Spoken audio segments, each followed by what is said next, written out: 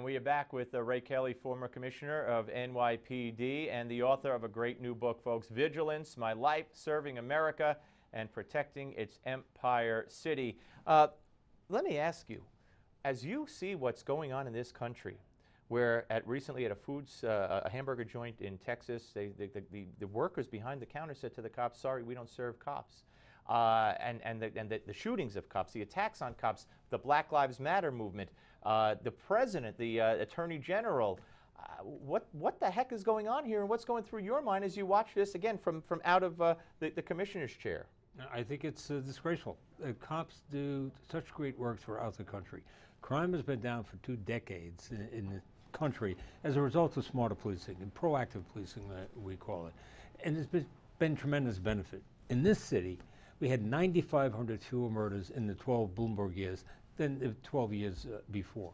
Lives saved, talk about Black Lives Matter, lives saved, if history is any guide, have largely the lives of young men of color. Right. So, yeah, we think Black Lives Matter right here in the city, and we've done an awful lot to save them. Okay, stop and frisk. Something that Commissioner Bratton, who's the commissioner now under Mayor de Blasio, favored at one point. Now we've eliminated it or cut it down severely, and shootings are up, and murders are up, and robberies are up, and it seems like people know with impunity they could carry guns now, those who want to do it illegally, and no one's going to stop them. Yeah, unfortunately, that's the message that's been given, and also the message that's been given to police officers: don't engage. So you put those two things together, and you're going to have a rise in violence, and I think that's what we are experiencing now in the street of the city. I mean, I know somebody, I won't say where he's from, or who was walking home Park Slope at midnight with his iPhone. They two guys drove up on a bike, put a gun to his head and took his iPhone. He was smart enough to go upstairs, get on the computer, call the cops and say, here it is, here's where he is, and they got him. Yeah. But I've seen guys, and this isn't guns, but I've seen the homeless problem in New York. Let's shift it to de Blasio. Yeah. I mean, I don't see any cops on the street anymore. I just don't see them. I saw a homeless guy masturbating a block from here. I've lived in the city my whole life. I'm in Jersey now, but I've worked or lived. I've never seen anything like that. Yeah. What's happening here?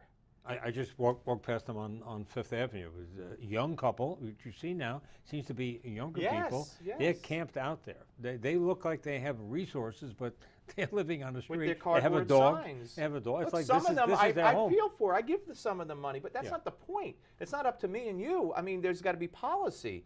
Yeah. What's our policy? Yeah. Well, that's a good question. I know clearly the optics are bad. It's gone up. The numbers have gone up of people on the street. I don't say it's a simple problem. Some of these people have mental problems that have to be addressed. They need services. Every once in a while, you have to arrest them too when they're violating the law. I can only say what happened on our watch, and we had a very aggressive homeless outreach unit run by the police department, and bring people to services. If they needed to be arrested, we'd arrest them. Yeah.